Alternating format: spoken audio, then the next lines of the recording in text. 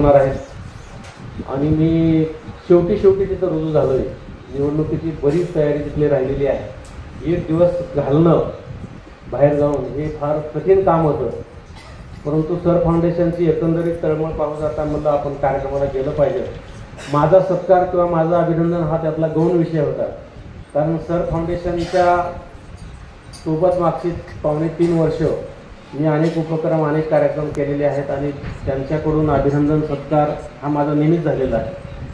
परंतु ज्या जिनियस विद्यार्थ्यांचा त्यांच्या पालकाचा सत्कार होणार होता आणि महिला दिनानिमित्त ज्या शिक्षिकेंचा सत्कार होणार होता हा माझ्यासाठी महत्त्वाचा विषय होता। आणि मागच्या महिला दिनांच्या कार्यक्रमाला सुद्धा सविस्तर बोलणं या कार्यक्रमाच्या सभागृहामध्ये झालं। त्या सर्व शिक्षकांचं मनापासून या ठिकाणी कौतुक करतो, अभिनंदन करतो। महिला दिन आपण नेहमीच दरवर्षी 8 मार्चला पाळतो आणि मग महिला दिनाच्या निमित्तानं अनेक उपक्रम होतात, अनेक कार्यक्रम होतात, अनेक सत्कार सोहळे होतात, मान सन्मान दिला जातो। परंतु मला नेहमी सातत्याने वाटतं की आपला प्रत्येक दिवस हा 8 मार्चच असला पाहिजे आणि प्रत्येक दिवशी नारीचा सत्कार आणि सन्मानच झाला पाहिजे।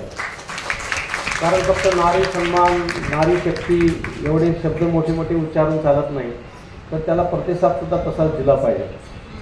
आणि खरं म्हणजे मागच्या वेळेस मी बोललो होतो की महिला दिन किंवा महिलांचा सन्मान हे वेगळ्यानं घेण्याची काही आवश्यकताच आपल्याला नसली पाहिजे। आणि मी नेहमी सांगत असतो, आमच्या कार्यक्रमामध्ये पण सांगत असतो की आता फार पूर्वीपासून म्हणजे वेद काळापासून देवदेवतेच्या काळापासून नारींना अतिशय महत्त्व दिलेलं आहे।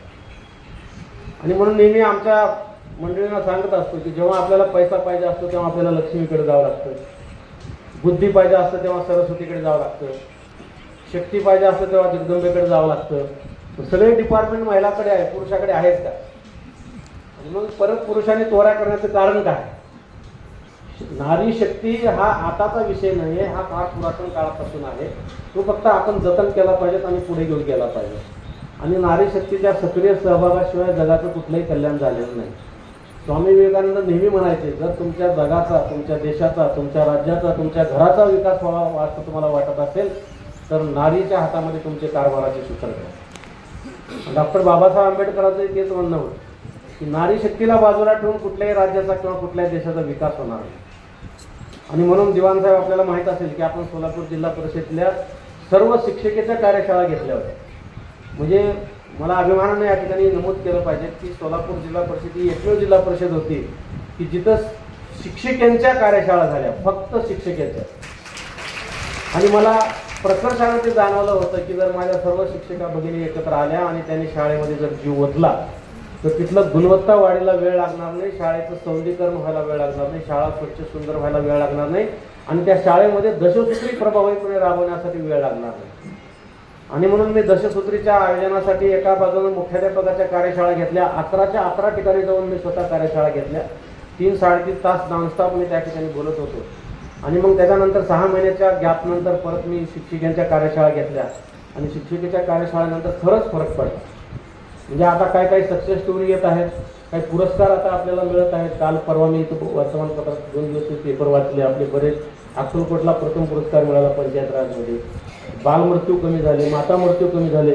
हे काही एका दिवसातून किंवा 2 महिन्यात झालेलं काम नाही, हे मागच्या 2.5-3 वर्षामध्ये सातत्यानं काम केले, वेगवेगळे अभियान राबवले, त्याचे आता फळ आपल्याला मिळत आहे। आणि शिक्षण क्षेत्रामध्ये तर शिक्षण क्षेत्र जसं दिवाण साहेबांनी म्हटलंय की हे काही शिक्षकी पेशा ही काही नोकरी नाही आहे। म्हणजे मी नेहमी आपल्या कार्यशाळेमध्ये अनेक कार्यक्रमामध्ये मी हे आवर्जून उल्लेख करत असतो की शिक्षक म्हणजे नोकरी करणारा ग्रस्त नाही, शिक्षक म्हणजे देश घडवणारा व्यक्ती आहे। जसं तुम्ही म्हणलात की हाडामासांचा माणूस घडवणारा शिक्षक असतो, तसं देश घडवणारा कोण असतो तर शिक्षक असतो। आणि म्हणून माझ्या प्रत्येक फेसबुक लाईव्ह असेल, प्रत्यक्ष कार्यक्रम असेल, त्याच्यामध्ये मी आवर्जून सांगत असतो, आपण नेहमी गुरुर् ब्रह्मा गुरुर् विष्णूचा श्लोक आपण प्रत्येक ठिकाणी लिहिलेला आहे, प्रत्येक ठिकाणी वाचत असतो। समाजामध्ये आज सुद्धा गुरुचे किती महत्त्व आहे। संत कबीराचे दोहे आहेत, वेगवेगळ्या संतांचे अभंग आहेत, ओव्या आहेत। वीरशैव संप्रदायामध्ये तर तो अभंग आहे, गुरु थोर म्हणावा की देव थोर म्हणावा, आधी नमस्कार कोणाशी करावा, मला भासतो सद्गुरु थोर वाटे, तयाच्या प्रसादे शिवसाम भेट। म्हणजे आपल्या संप्रदायाने, आपल्या वेदाने, आपल्या पूर्वजांनी देवापेक्षाही गुरुला महत्त्व दिलेलं आहे। आणि मग ते कुठंतरी आपण आपल्या वक्तव्यातून बरेच शिक्षक निगेटिव्ह बोलायचे, आता काय राहिलंय, शिक्षकाची नोकरी म्हणजे काय आहे, तुटपुंजा पगार आहे, दूर दूर जावं लागतंय, अनेक कामं शासन सांगतंय, आता काय त्या नोकरीत मजा राहिली नाही, असं म्हणून अनेक शिक्षक निगेटिव्हिटीमध्ये गेलेले होते. मला पहिलं काम ते करावं लागलं की ते पॉझिटिव्हिटीमध्ये आणावं लागलं. आणि जे सोलापूर जिल्हा परिषदेमध्ये जे चमत्कार झाले, जे उपक्रम सक्सेस झाले, त्याचं बेसिक कारण हेच आहे की ते सर्व शिक्षक निगेटिव्हिटीतून पॉझिटिव्हकडे आणण्यामध्ये मला सुरुवातीला यश मिळालं. अनेक उदाहरणं सांगितले, अनेक प्रसंग सांगितले इतिहासातले. म्हणजे जेव्हा आपला भारत देश स्वतंत्र झाला आणि 1950ला जेव्हा प्रजासत्ताक झाला, त्या प्रजासत्ताकाचं मंत्रिमंडळ झालं. त्या मंत्रिमंडळात स्थापन झाल्याच्या दुसऱ्या दिवशी एका गावामधला प्रसंग आहे. त्यावेळेचे एक शिक्षक आपल्या घरी बाबळीच्या झाडाखाली एक पोतं टाकून पेपर वाचत बसले होते आणि तो ब्रिटिशांचा काळ नुकताच संपलेला होता. गावात पोलीस गाडी आली तरी लोक धस करायचे त्यांच्या जीवात. आणि असेच दुपारची वेळ 2 पोलीस गाड्या आणि एक लाल दिव्याची कार गावामध्ये आली. सगळा गाव घाबरला होता. तसं हे जे शिक्षक आहेत हे सुद्धा बिचारे घाबरून गेले की काय आपत आली गावावर, एवढ्या लाल दिव्याच्या गाड्या कसं काय आल्या. म्हणून ते घाबरून उठून उभं राहिले आणि ते घाबरले असताना ह्या सगळ्या गाड्या त्यांच्या दारात येऊन उभं राहिल्या. मग ते तेव्हा जास्त घाबरले जेव्हा त्यांच्या दारात गाड्या येऊन थांबल्या आणि त्या लाल दिव्याच्या कारमधून एक ग्रस्त उतरले आणि ताड त्यांच्यापाशी आले. आता काय झालंय काय नाही हे समजण्याच्या आधी ते जे शिक्षक होते पेपर वाचत बसलेले, त्यांच्या पायावर त्या ग्रस्ताने डोकं ठेवलं जे कारमधून आले होते आणि त्यांनी अश्रूला वाट मोकळी करून दिली. त्या शिक्षक ग्रस्तालाही कळलं हा काय प्रसंग आहे. सगळे अवाक होऊन बघत राहिले आणि म्हणून त्यांनी पाया पडणाऱ्या ग्रस्ताला उठून उभं केलं. अरे तू कोण आहे आणि तू माझ्या पाया काय पडतो. तेव्हा त्यांनी सांगितले, सर तुम्ही मला ओळखले नाही का, मी चिंतामण देशमुख या राज्याचा अर्थमंत्री झालोय आणि शपथ घेतल्याबरोबर पहिल्याच तुमच्या पाया पडायला मी इथं आलोय. हे प्रसंग कुणाच्या दुसऱ्याच्या वाट्याला आयुष्यामध्ये कधी येत नसतं. असे शेकडो प्रसंग मी तुम्हाला या ठिकाणी सांगू शकतो, तुम्हालाही ते माहिती आहे. आणि म्हणून गुरु म्हणून काम करत असताना आपल्याला मी नोकरी करतोय ही भावनाच बाजूला काढून टाकली पाहिजे. मी विद्यार्थी घडवतोय, विद्यार्थ्याचं आयुष्य घडवतोय. आज आम्ही घडलो, आज तुम्ही माझा सत्कार केला, ही संधी मला कुणी उपलब्ध करून दिलेली आहे, माझ्या गुरूंनीच उपलब्ध करून दिलेली आहे, माझ्या आई वडिलांनी उपलब्ध करून दिलेली. आणि म्हणून प्रत्येक ठिकाणी आई वडील आणि गुरु हे जगामध्ये 3च लोक असे असतात की जे निस्वार्थ भावनेने काम करत असतात, त्यांना काही स्वार्थ त्याच्यामध्ये राहत नाही. आणि म्हणून तुम्ही जे काम करत असतात त्या कामाचं मूल्य नाहीये, ते अमूल्य आहे. आणि त्याच्यामुळे तुम्ही जे काम केलंय त्यामुळे तुमचं सर फाउंडेशनने तुमची या ठिकाणी निवड केलेली आहे. मी तुमचं मनापासून या ठिकाणी अभिनंदन करतो. तुम्हाला तुमच्या कुटुंबियांना मनापासून मी सलाम करतो की तुम्ही काहीतरी चांगलं काम केलंय म्हणून फाउंडेशननं तुमचं या ठिकाणी निवड केली आणि आज या ठिकाणी आपला सत्कार झाला. महिला दिनाच्या निमित्तानं आपल्या सगळ्या सोबतीपर्यंत हा संदेश गेला पाहिजे की आपण आपला नाहीये. आपला सत्कार करण्याची किंवा आपल्याला कोणीतरी सबळ पुरावा देण्याची किंवा आपल्याला कोणी हिंमत देण्याची किंवा आपलं काहीतरी वेगळं काही करण्याची आपल्याला काही आवश्यकता नाही. आपण पूर्वीपासून स्ट्रॉंग आहोत, पूर्वीपासूनच सबला आहोत, पूर्वीपासूनच आपली एक वेगळी शक्ती आहे आणि ती शक्ती आणखी मोठ्या प्रमाणामध्ये समाजाच्या, देशाच्या, विद्यार्थ्याच्या विकासासाठी कशी आपल्याला पणाला लावता येईल आणि प्रामाणिकपणे काम करून आपल्याला विद्यार्थ्याच्या माध्यमातून तालुक्याच्या माध्यमातून जिल्ह्याच्या माध्यमातून राज्य आणि देश कसं घडवता येईल याचं स्वप्न आता आपण प्रत्येकाने बघण्याची आवश्यकता निर्माण झाली. आणि म्हणून सोलापूर जिल्हा परिषदमध्ये काम करताना जे सहकार्य शिक्षकाने केलेलं आहे, शिक्षक संघटनेने केलेलं आहे आणि त्याच्याही पलीकडे जाऊन शिक्षिकेने केलेलं आहे, ते फार मोठं आहे. मी माझ्या आयुष्यामध्ये कधीही ती विसरू शकणार नाही, कारण मी कुठलाही स्वार्थ घेऊन हे सगळे उपक्रम राबवलेले. माझ्या डोळ्यासमोर एवढंच होतं की सोलापूर जिल्हा परिषदेची शैक्षणिक प्रगती झाली पाहिजे, इथले विद्यार्थी मोठ्या मोठ्या पदावर गेले पाहिजे. जिल्हा खूप मोठा आहे परंतु जिल्ह्यातलं शैक्षणिक यश बघितलं तर ते अतिशय कमी आहे. सोलापूर जिल्हा परिषदेच्या ग्रामीण भागातले लोक जिल्ह्यापर्यंत किती विद्यार्थी येतात, जिल्ह्यापासून पुणे मुंबईपर्यंत किती जातात आणि पुणे मुंबईपासून दिल्लीपर्यंत किती जातात, ह्याचा जर आपण अभ्यास केला तर अतिशय कमी आकडेवारी आपल्या हातात लागते. आणि मग इतका मोठा आपला सगळा प्रशासनाचा डोलारा असताना जर आपल्या परिसरातील विद्यार्थी जर नॅशनल किंवा इंटरनॅशनल पातळीवर जात नसतील तर त्या विद्यार्थ्याचं जसं फेल्युअर आहे तसं आपलं सुद्धा कुठेतरी फेल्युअर आहे, ही आता प्रत्येकाने खुणगाठ बांधली पाहिजे. आणि त्या माध्यमातूनच मग गुणवत्ता वाढीचे कार्यक्रम असतील, आम्ही गीतगुंजनचे कार्यक्रम सुरू केले, परत शाळेमध्ये आपण बडबड गीते, बालगीते सुरू केले. का सुरू केले तर त्याच्यातून संस्कार विद्यार्थ्यावर होते. आता फेसबुक, व्हॉट्सअप याच्या माध्यमातून विद्यार्थ्यांची पिढी कुठं चाललेली आहे ही वेगळ्याने व्यासपीठावरून सांगण्याची आवश्यकता नाही. हे सगळं थोपवण्याची गरज आहे. सगळे गप्पा मारताना येऊन स्मशानभूमीमध्ये गप्पा मारताना मी लोक आहे पिढी बिघडत चालली, फार वातावरण खराब झालंय, संस्कार नावाची चीज आता राहिली नाही, गप्पा सगळे मारतात पण रोखण्याचा प्रयत्न कोणीच करत नाही. आणि तुम्ही जसं म्हणलं की आता ते आग लावणाऱ्यामध्ये नाही तर आग विझवणाऱ्यामध्ये आपलं नाव गेलं पाहिजे, तसं प्रत्येकाने माझ्या परीनं जे मला करता येते. संस्कार आणि विद्यार्थी होत आहेत खरी गोष्ट आहे, पण संस्कार जिवंत ठेवण्यासाठी आपण काय करतो. आणि म्हणून आपण त्या दशसूत्रीमध्ये संस्कारक्षम विद्यार्थी घडवण्याचा उल्लेख त्याच्यामध्ये केला. आणि सकाळने तुम्ही सांगितलं तसं सकाळमध्येच बऱ्याच सक्सेस स्टोरी आलेल्या आहेत. म्हणजे घरी आईवडिलांच्या पाया पडल्याशिवाय विद्यार्थ्यांनी शाळेत जायचं नाही, शाळेत आल्यानंतर शिक्षकांच्या पाया पडल्याशिवाय विद्यार्थ्यांनी बेंचवर बसायचं नाही, घरी गेल्यानंतर जो काही धर्म आपला आहे सगळ्याच धर्मामध्ये चांगले तत्व आहे. म्हणजे धार्मिकता विद्यार्थ्यांमध्ये आता रुजवण्याची आवश्यकता याच्यासाठी झाली की जो विद्यार्थी किंवा जो व्यक्ती धार्मिक असतो तो वाम मार्गाला कधी लागत नाही. आणि म्हणून आपला धर्म, आपला संप्रदाय, आपली जात कुठली असो त्या जाती धर्माचे जे काही धर्म आहेत, धर्मग्रंथ आहेत, धर्मगुरूंनी सांगितलेले सल्ले आहेत याचं जर आचरण विद्यार्थ्यांनी केलं तर निश्चितपणे विद्यार्थी सक्सेस झाल्याशिवाय राहत नाहीत. आणि अनेक सक्सेस स्टोऱ्या आल्या, पेपरला आल्या, वर्तमानपत्रातून आल्या वेगवेगळ्या. आणि कित्येक ठिकाणी घरं विभाजन झाले होते, घरं दुमगले होते. आई वडील आजी दुसरीकडे राहायचे, मुलाचे आई वडील वेगवेगळे राहायचे, मुलाने आग्रह केला मला पाया पडायचे आजीच्या, भांडणं झाले, वाद झाले आणि शेवटी ते घर एक झाले. असे अनेक सक्सेस स्टोरी जिल्ह्यामध्ये झाल्या.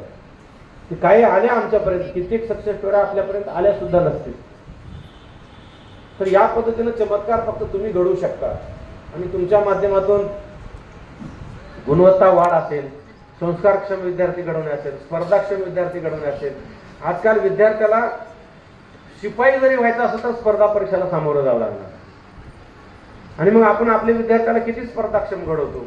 म्हणून आपण स्पर्धाक्षम विद्यार्थी घडवण्याचं प्राथमिक शाळेपासून सुरू केलंय.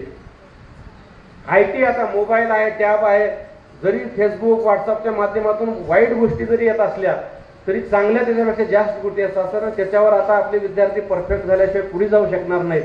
म्हणून IT क्षम विद्यार्थी कसे होतील याच्यासाठी सुद्धा आपण प्रयत्न सुरू केलेले आहेत. आणि हे सगळं करत असताना मुली शिक्षणापासून वंचित राहत होत्या.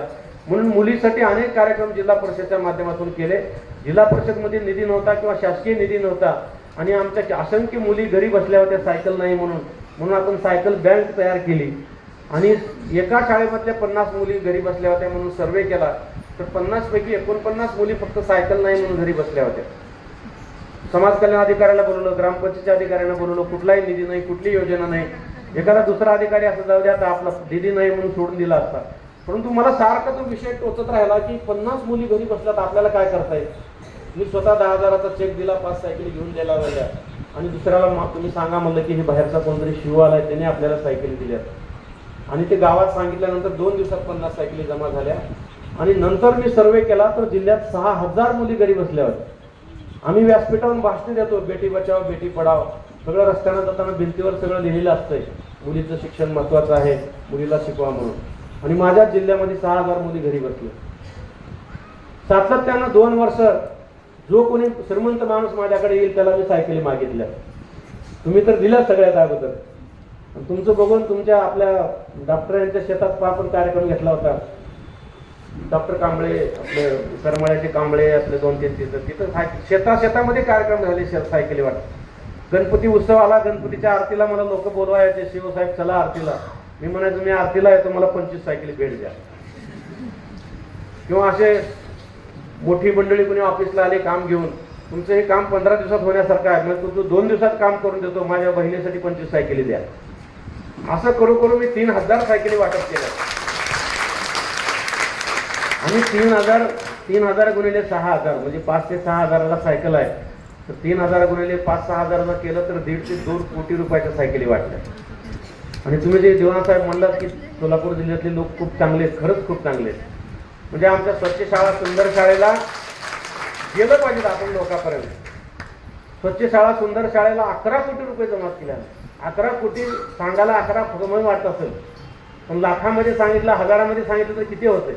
हे सगळे गणित तज्ज्ञ समोर बसलेले, त्यांना लक्षात येईल 11 कोटी रुपये म्हणजे किती रुपये होतात. आणि ते ग्रामीण भागातल्या, आणि त्यात शिक्षकांनी सुद्धा दिले.